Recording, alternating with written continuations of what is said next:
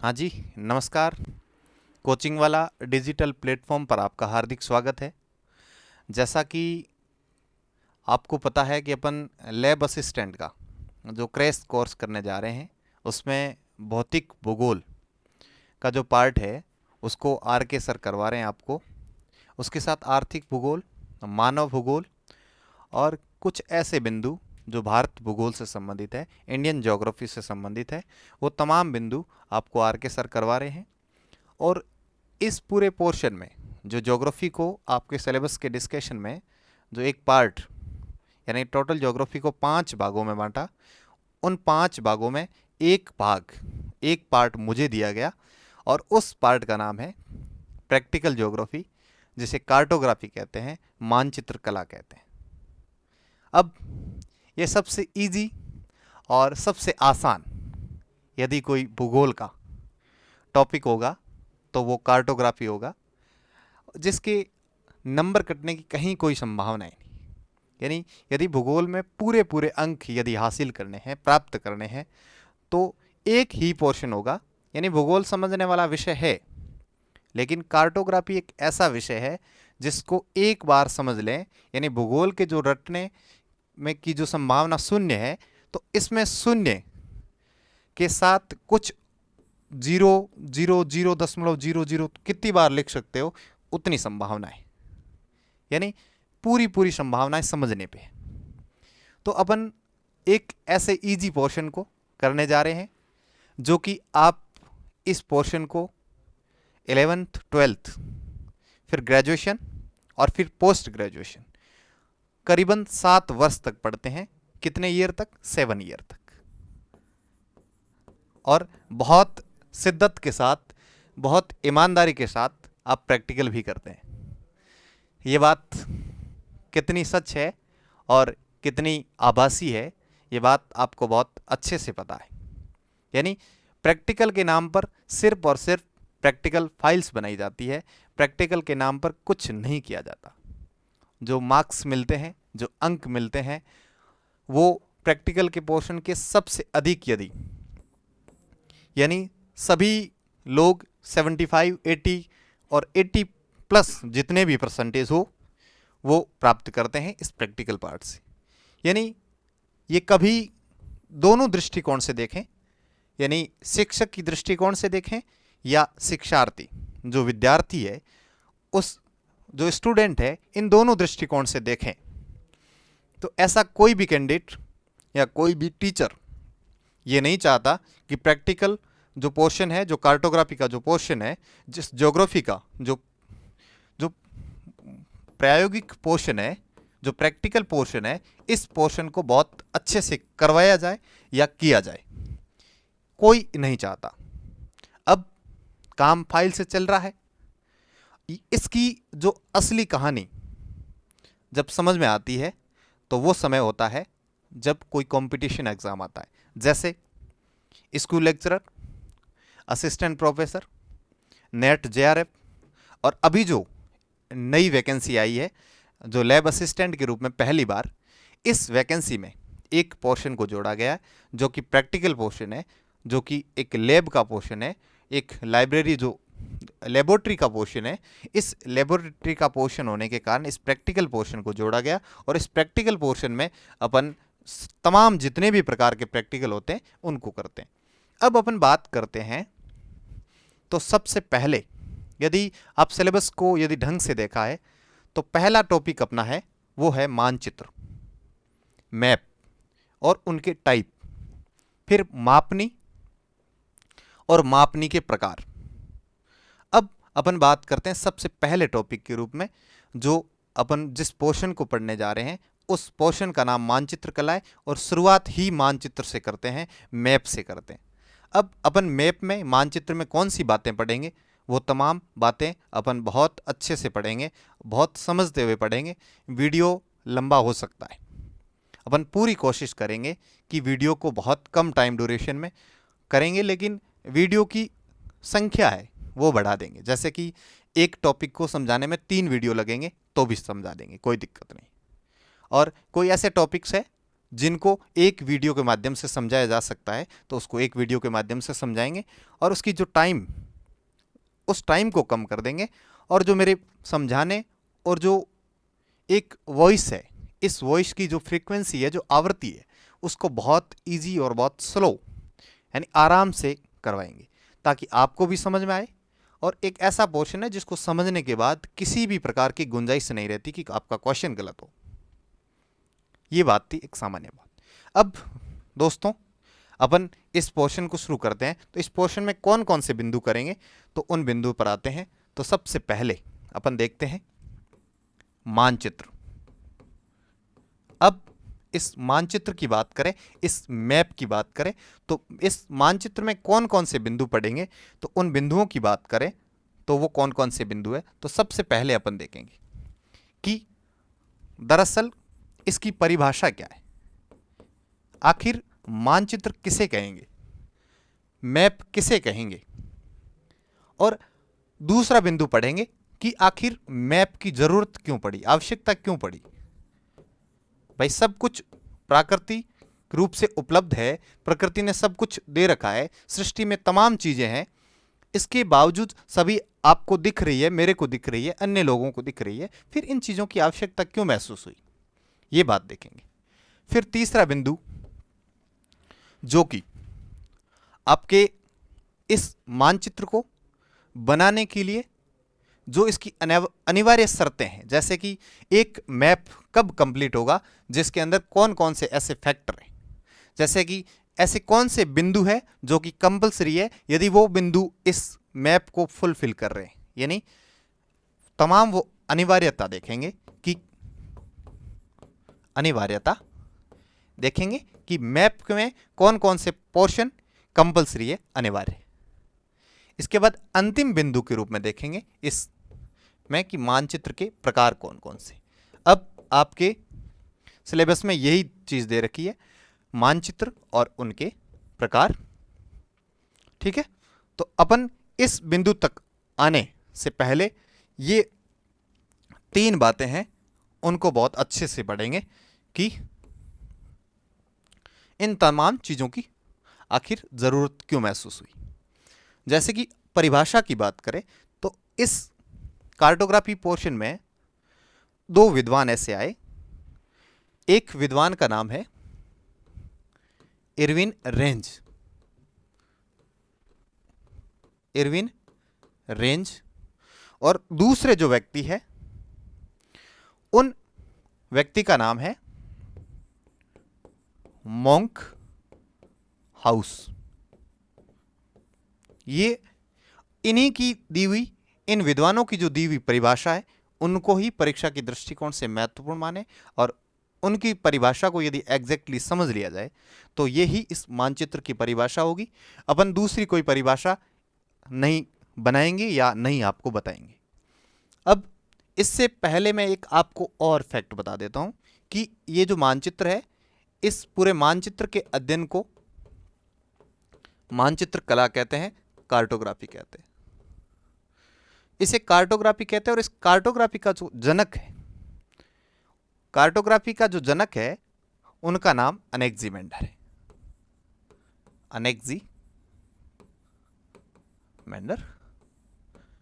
ठीक है, अब कभी डायरेक्ट क्वेश्चन आ जाए कि मानचित्र कला या कार्टोग्राफी के जनक कौन है, तो ये आपका सीधा ऑप्शन होगा।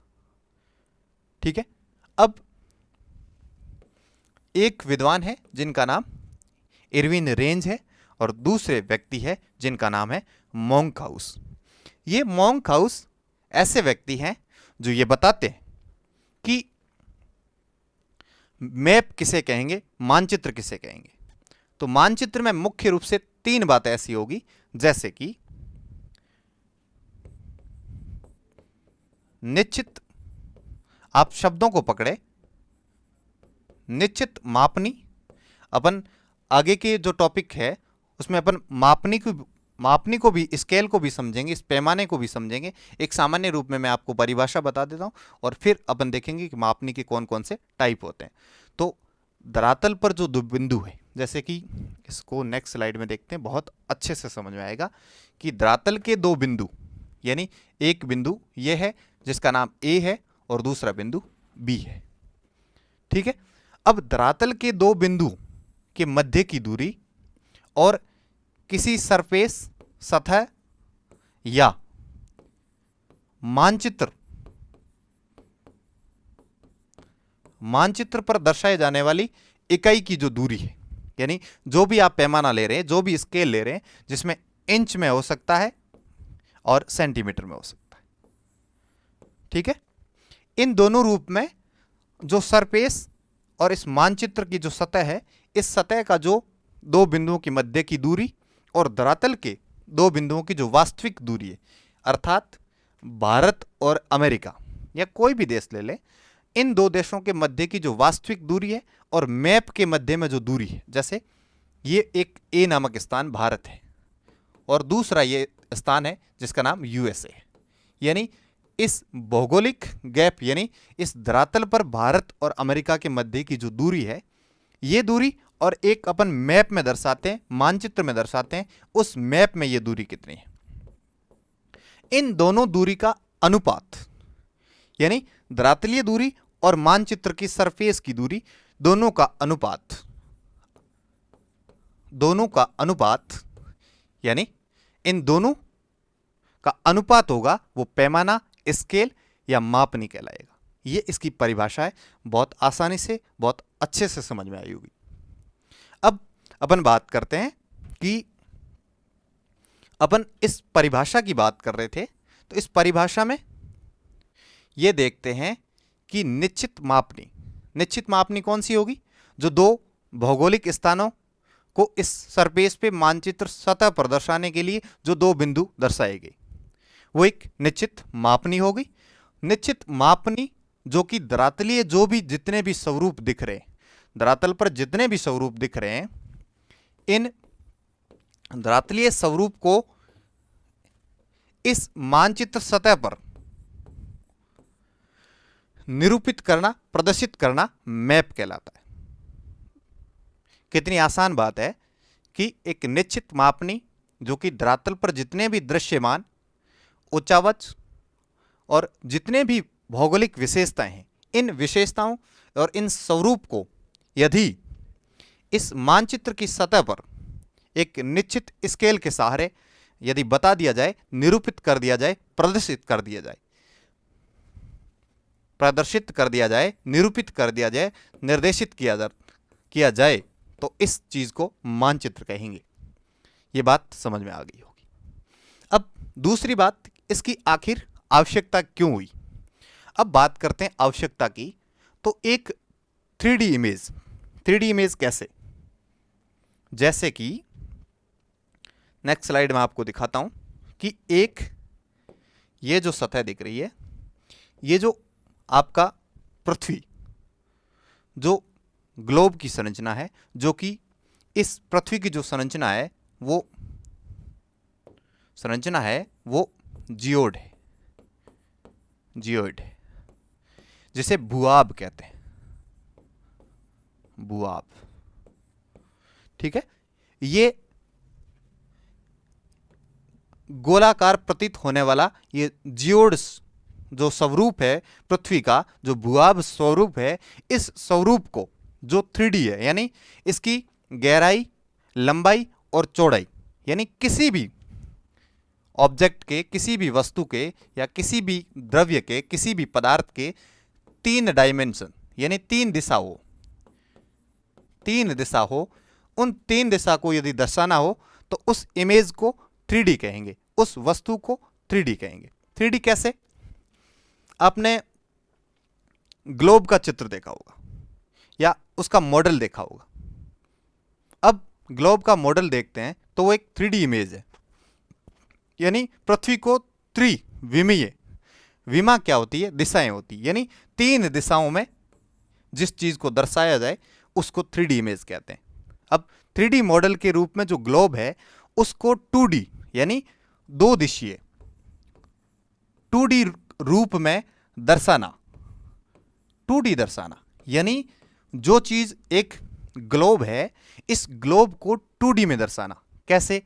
कि अपन देखो, अपन कहीं जाते हैं, इस चीज़ को बहुत प्रैक्टिकली, बहुत आसानी से अपन एक जनरल व्यू के रूप में देखते हैं, तो ऐसे पाते हैं कि अपन किसी भी स्थान पे जाते हैं तो उस दौरान अपन एक ग्लोब को, बड़ा सा ग्लोब को लेकर के साथ में नहीं घूम सकते।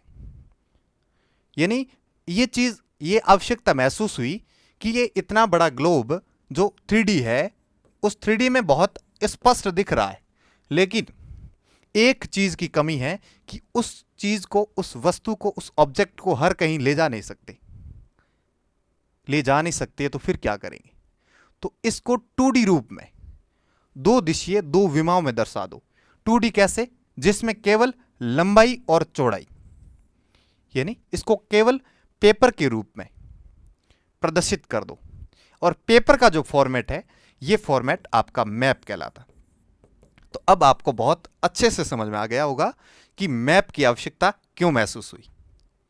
तो ग्लोब को उठाए हुए हर कहीं जा नहीं सकते, और इस ग्लोब को उठाए हुए हर स्थान पर जा नहीं सकते, तो इस 3D इमेज को 2D में दर्शाने के लिए एक प्रकाश के माध्यम से, जब आप मानचित्र प्रक्षेप पढ़ेंगे, मैप प्रोजेक्शन पढ़ेंगे, उस मैप प्रोजेक्शन में बहुत अच्छे से समझाऊंगा कि आखिर ये 3D इमेज 2D रूप में कैसे दर्शाते हैं और प्रकाश बिंदु के आधार पर इस चीज़ को कैसे दर्शाते हैं। ये तमाम बात करेंगे, लेकिन एक बार इतना समझे कि मानचित्र की आवश्यकता क्यों महसूस हुई, तो उसमें एक ही चीज़ बतानी है कि जो 3D इमेज है उसको 2D स्वरूप में, दो विमा में दर्शाना मुख्य उद्देश्य और आवश्यकता थी।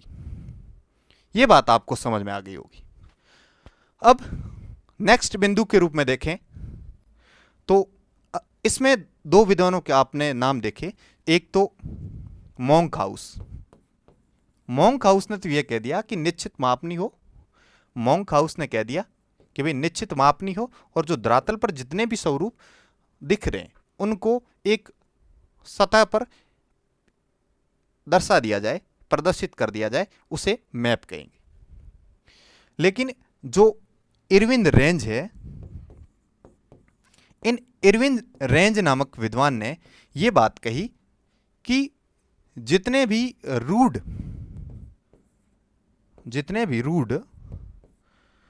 ये स्वरूप दिख रहे हैं, यानी बात कुछ वैसी ही है जैसे कि मोंकहाउस कहते हैं, केवल ये शब्द देते हैं।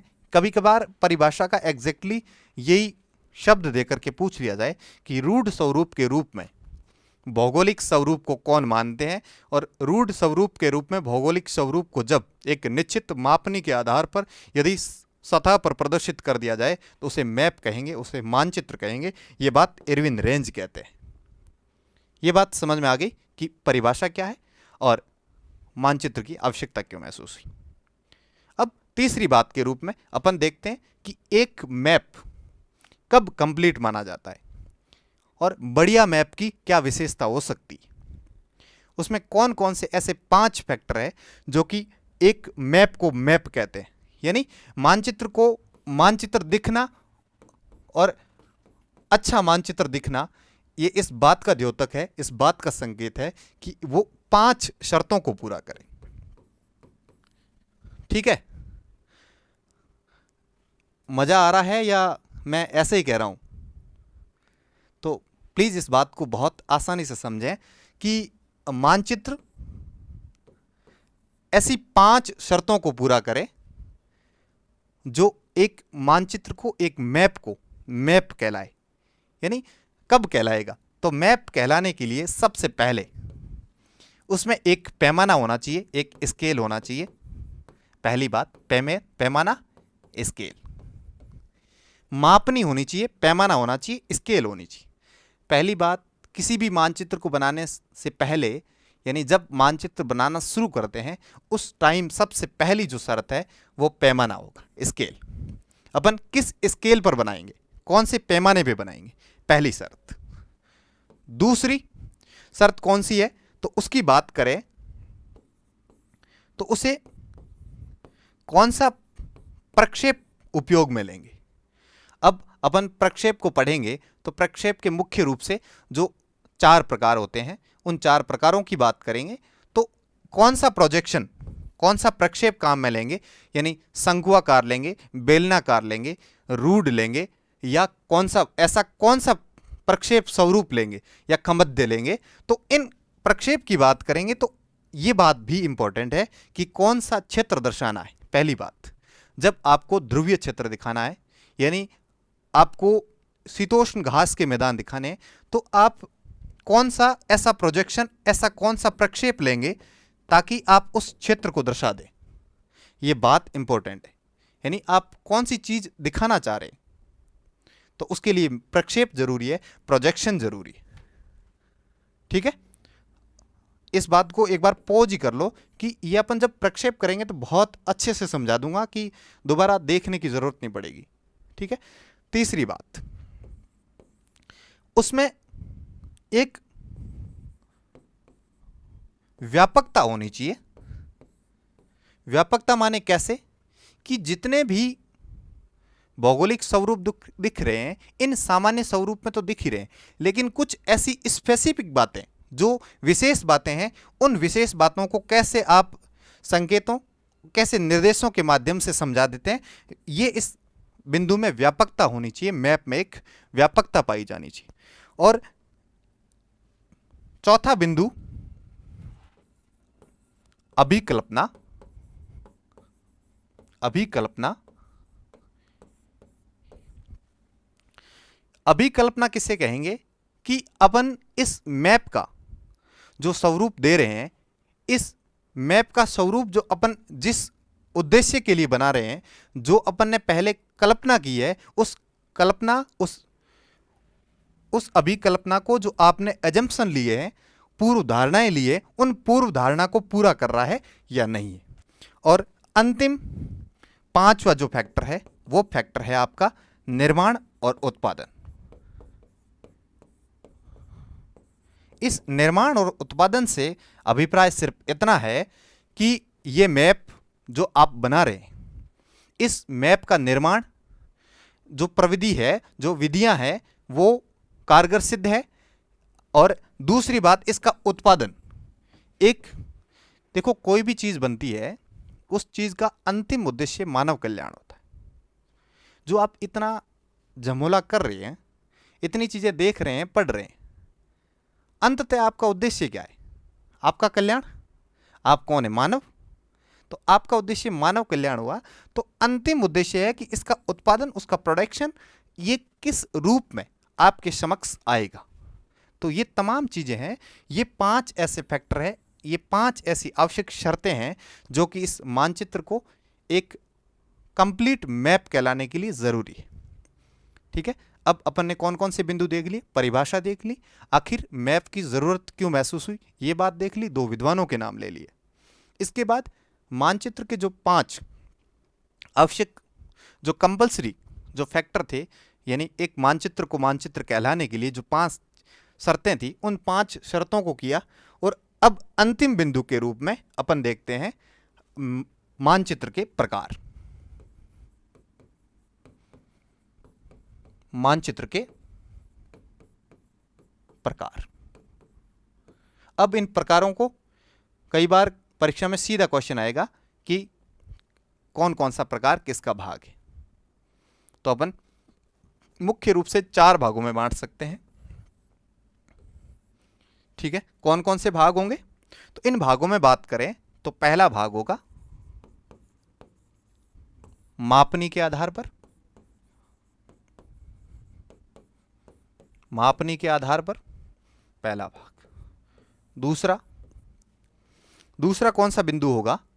एक स्थलाकृतिक, यानी कोई भी चीज है आपकी जो स्थल के लक्षण है, जैसे कि आपको मैं आगे जब समझाऊंगा तो उस टाइम मैं बता दूंगा, यानी स्थलाकृतिक जो लक्षण है, इन लक्षणों के आधार पर कौन कौन से प्रकार है।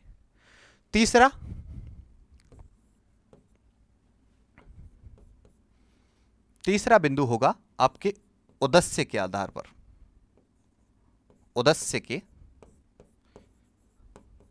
आधार पर। और चौथा और अंतिम जो होगा वो आपका होगा जो आप इस मैप को बना रहे हैं, इसकी जो रचना शैली है, रचना शैली, इस रचना शैली के आधार पर कौन, मतलब मानचित्र के टाइप कौन कौन से होंगे, तो इन टाइप में अपन ये देखते हैं कि मापनी के आधार पर, दूसरा स्थलाकृतिक लक्षणों के आधार पर, तीसरा उद्देश्य के आधार पर, और चौथा रचना शैली के आधार पर। इसको मैं नेक्स्ट स्लाइड में बहुत अच्छे से बता देता हूं कि जैसे कि आपने जो टाइप किए हैं उन टाइप में अपन देखते हैं, तो यहां पर लिखते हैं मानचित्र के प्रकार। अब मानचित्र के प्रकारों को 4 भागों में बांट देते हैं।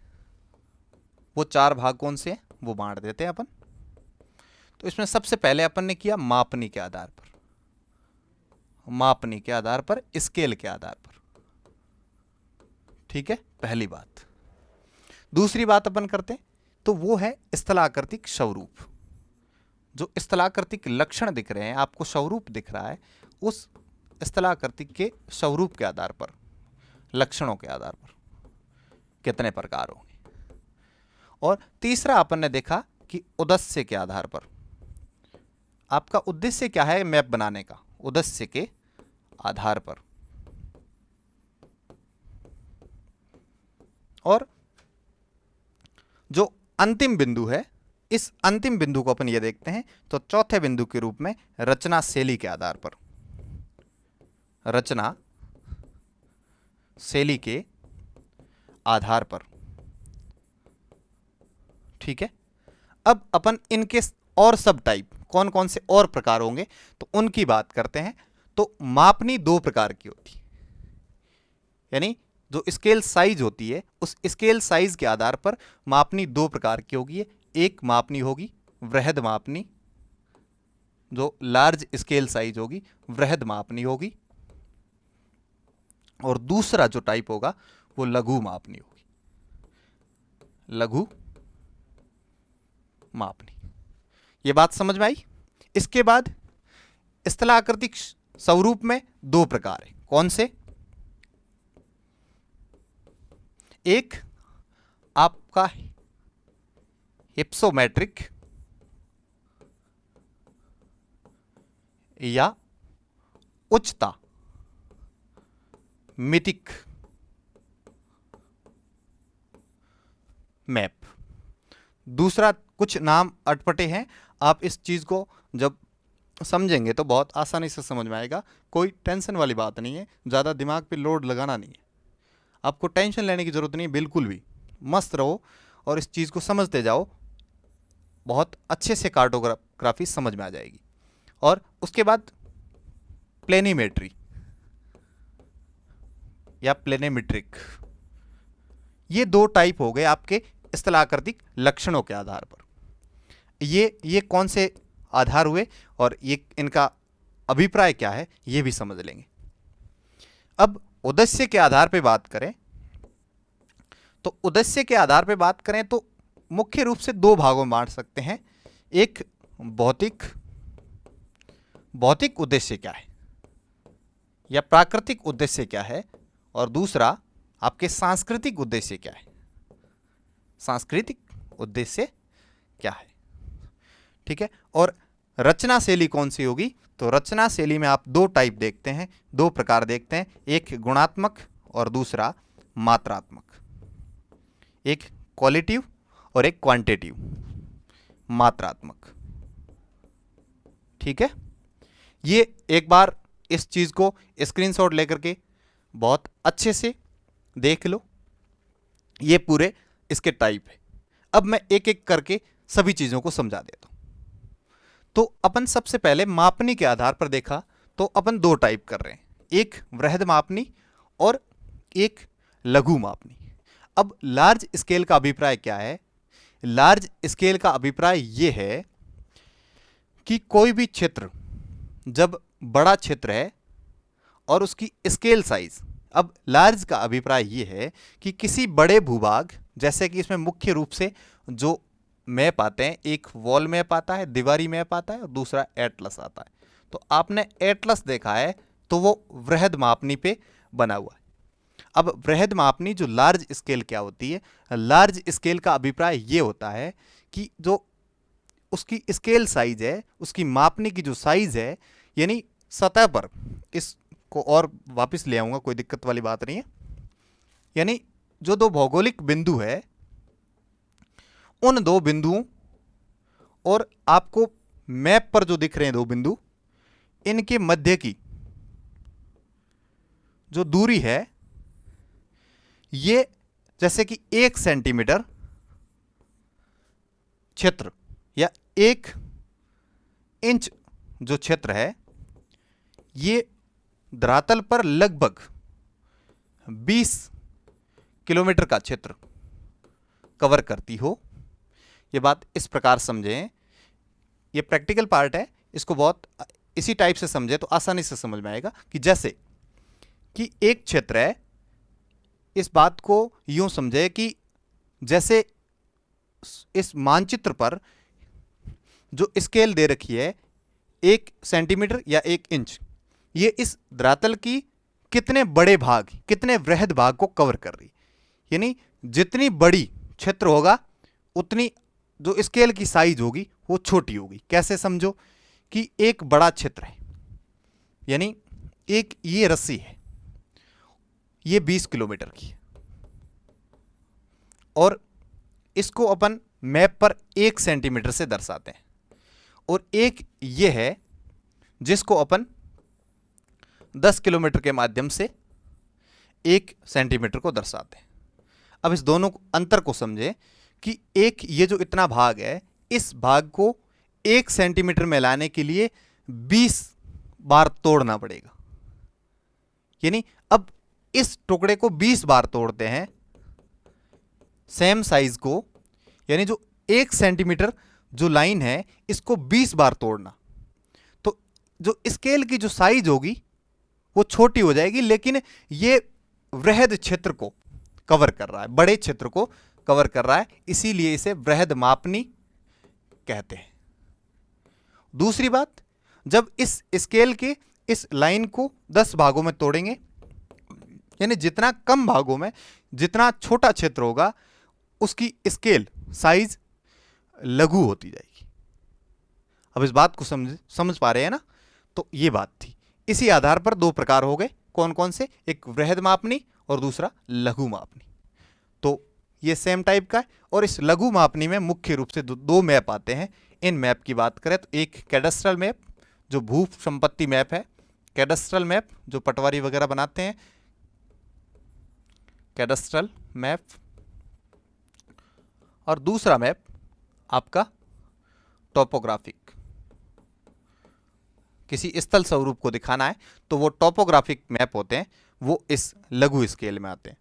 जब अपन मापनी का जो टॉपिक पढ़ेंगे उसमें मापनी को मेट्रिक पद्धति के आधार पर क्या होता है, ब्रिटिश पद्धति के आधार पर कितने भागों में क्या स्केल होती है, इसका क्या पैमाना होता है, सभी चीज़ें बहुत अच्छे से बहुत डिटेल में समझेंगे। यहाँ ज़्यादा डिस्कशन करेंगे तो ये टॉपिक लंबा होगा, ठीक है।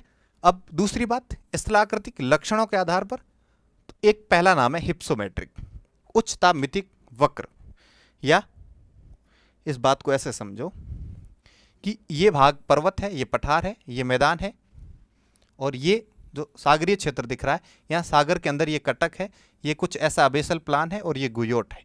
तो ये जो इस स्थल खंड से लेकर के इस सागरीय भाग तक एक कर्व के रूप में ये जितने भी भौगोलिक जो स्वरूप दिख रहे हैं, इनको एक लीनियर फॉर्म में, एक रेखीय फॉर्म में धरातल के लक्षणों को दर्शाना उच्चता मितिक कहते हैं। इस उच्चता मितिक कहते हैं, और इन्हीं उच्चावचीय जो स्वरूप है, इन्हें दर्शाने के लिए जो मैप काम में लिया जाता है, यानी इन्हीं लक्षणों को दर्शाने के लिए जो मैप काम में लिया जाता है, उस मैप का नाम हिप्सोमेट्रिक मैप है या उच्चता मितिक मैप है, ठीक है। अब एक नाम और आया, प्लेनेमेट्री। प्लेनेमेट्रिक क्या होता है कि किसी भी भूभाग के सांस्कृतिक और आर्थिक लक्षणों के आधार पर, कौन कौन से लक्षण, दो लक्षण, एक सांस्कृतिक, एक कल्चरल जो लक्षण है, सांस्कृतिक लक्षण है, और दूसरा आर्थिक लक्षण है। यानी कोई ऐसा क्षेत्र जिसमें एक वृहद क्षेत्र में ऐसी मिली जुली संस्कृति रहती है या कल्चर है ऐसा, उस कल्चर को दो भागों में इसी टाइप से आइडेंटिफाई करना हो कि दोनों कल्चर एकदम सेपरेट हो जाए और उनका विभाजन करना हो। ऐसे विभाजन के लिए जो मैप काम में लिया जाता है उस मैप का नाम प्लेनेमेट्री है। ठीक है, प्लेनेमेट्रिक मैप, यानी सांस्कृतिक और आर्थिक रूप से किसी भी भूभाग, किसी भी क्षेत्र को, उसकी संस्कृति को विभाजन करने के लिए जो मैप काम में लिया जाता है उस मैप का नाम प्लेनेमेट्रिक। और ये एक लीनियर फॉर्म में, एक रेखीय दशा में, जो पर्वत, पठार, मैदान और कुछ सागरीय ऐसी जो आपकी टोपोग्राफी है उन टोपोग्राफी को एक रेखीय स्वरूप में दर्शा दे, इसे हिप्सोमेट्रिक कर्व, वक्र मैप कहते हैं। ठीक है, अब बात करते हैं और कौन कौन से टाइप हुए। तो अपन ने वृहद मापनी देख ली, लघु मापनी देख ली, हिप्सोमेट्रिक देख लिया और प्लेनेमेट्रिक देख लिया। अब उद्देश्य के आधार पर अपन दो टाइप कर रहे हैं। तो मैप बनाने के कितने भी उद्देश्य हो सकते हैं। जैसे भौतिक रूप देखें तो भौतिक रूप में देख सकते हैं कि जितने भी आप एग्जाम्पल भौतिक रूप से याद कर सकते हैं इनमें एग्जाम्पल देने की ज़रूरत नहीं। जैसे कि आपको मृदा समझ में आ रही है कि प्राकृतिक रूप से भौतिक रूप में एक चीज़ अपन मृदा है, तो मृदा का जो मैप बनेगा विश्व की जितनी भी मिट्टियां हैं उनको दर्शाने के लिए जो मैप काम में लिया जाएगा उसे मृदा मैप कह लेंगे, सॉइल मैप कह ले लें। फिर जलवायु को दर्शाना है तो जलवायु मैप हो गया। कोई ऐसे प्राकृतिक वनस्पति क्षेत्र को दर्शाना है तो प्राकृतिक वनस्पति क्षेत्र हो गया। तो ऐसे टाइप करके कुछ भौतिक लक्षणों को दर्शाना और कुछ ऐसे क्षेत्र जिनका उद्देश्य हो कि भौतिक क्षेत्र आइडेंटिफाई हो, तो ये इसका उद्देश्य हो गया। उद्देश्य के आधार पर आप कोई भी आपका उद्देश्य हो सकता है। और सांस्कृतिक उद्देश्य के रूप में किसी भी क्षेत्र की राजनीतिक स्थिति दर्शानी हो, सामाजिक स्थिति दर्शानी हो, सांस्कृतिक स्थिति दर्शानी हो, ये तमाम जितनी भी स्थितियां हैं इनको दर्शाना एक सांस्कृतिक उद्देश्य हो सकता है। इनमें तो आप जितने भी एग्जाम्पल परीक्षा में सोच सकते हैं वो तमाम बिंदु सोच लेना। ठीक है, ये उद्देश्य के आधार पर। और रचना शैली के आधार पर एक गुणात्मक और एक मात्रात्मक। भूगोल में कुछ ऐसे बिंदु है जिनको यानी आप बहुत अच्छे से समझ लेंगे कि भौतिक भूगोल का कोई ऐसा पार्ट जिसमें पर्वत को दर्शाना है, पर्वत को दिखाना, आइडेंटिफाई करना है, तो उसकी एक मात्रा होगी, एक ऊंचाई होगी, या किसी भी भूमि की लवणता, अम्लीयता का गुण होगा तो उस भूमि को एक विशेष डाटा के माध्यम से समझा सकेंगे कि इस भूमि का इतना प्रतिशत है, इस भूभाग का इतना प्रतिशत है और यह क्षेत्र इतना है। लेकिन एक इसी भूगोल के अंदर एक शाखा है जिसका नाम मानव भूगोल है। तो मानव के जो भी जितने भी गुण हैं, जैसे कि आपके प्लेनेमेट्रिक जो सांस्कृतिक लक्षण है, इनको भी मानचित्र में दर्शाना हो तो वो अपन इस बात को ऐसे समझो कि इतने व्यक्ति बुद्धिमान है, प्रतिशत में ठीक है, लेकिन ये व्यक्ति इतना बुद्धिमान है, तो उसका एक स्पेसिफिक कोई परसेंटेज नहीं है कि ये व्यक्ति है ना ये 74% ब्रिलियंट है, ये कभी नहीं कह सकते। यानी मानव भूगोल एक भूगोल की ऐसी शाखा है जिसमें मानव के गुण और मानव की जो हैबिट्स है उन गुणों का आंकलन करके एक सांस्कृतिक स्वरूप का विश्लेषण किया जाता है। और इस विश्लेषण के आधार पर जो मैप निर्मित किए जाते हैं, इन्हीं मैप को गुणात्मक मैप कहते हैं। और मात्रात्मक मैप आपको बहुत अच्छे से समझ में आ चुका है कि कोई भी ऐसा रीजन जिस रीजन को प्रतिशत, गणितीय डाटा, गणितीय आंकड़ों के माध्यम से निरूपित कर सकते हैं, वे तमाम मैप मात्रात्मक मैप कहलाते हैं। ये रचना शैली हो गई, उद्देश्य के आधार पर मैप हो गए, स्थलाकृतिक लक्षणों के आधार पर हो गए और मापनी के आधार पर हो गए। और अंतिम टॉपिक यानी इसके बाद जो दूसरा अभी टॉपिक अपन पढ़ेंगे नेक्स्ट क्लासेज में, वो टॉपिक होगा अपना मापनी। और इस मापनी में बहुत अच्छे से देख लेंगे कि वृहद मापनी कौन सी होती है, लघु मापनी कौन सी होती है, और दशमलव पद्धति जो आपकी मैट्रिक पद्धति है वो क्या होती है, और ब्रिटिश पद्धति में क्या होती है, और कौन कौन से डाटाज इंच में ज्ञात करते हैं और कौन से डाटा आपके सेंटीमीटर में ज्ञात करते हैं, और मापनी के कितने प्रकार होते हैं, और आरएफ क्या होता है और आरएफ को कैसे ज्ञात करते हैं, आरएफ को कथनात्मक मापनी में कैसे निरूपित करते हैं, ये तमाम बिंदु देखेंगे। और इसी के साथ बहुत अच्छे से इस क्लासेस को देखें, समझें और कार्टोग्राफी को ऐसा बड़ा हवा बनाकर नहीं देखें कि पता नहीं कार्टोग्राफी कैसी चीज़ है, कैसे याद होगी, कैसे समझ में आएगी। ये तमाम क्वेश्चन छोड़ दो, कोई भी चीज़ करने से होगी। ठीक है, ऑल द बेस्ट। परीक्षा के लिए बहुत बहुत शुभकामनाएं। Thank you.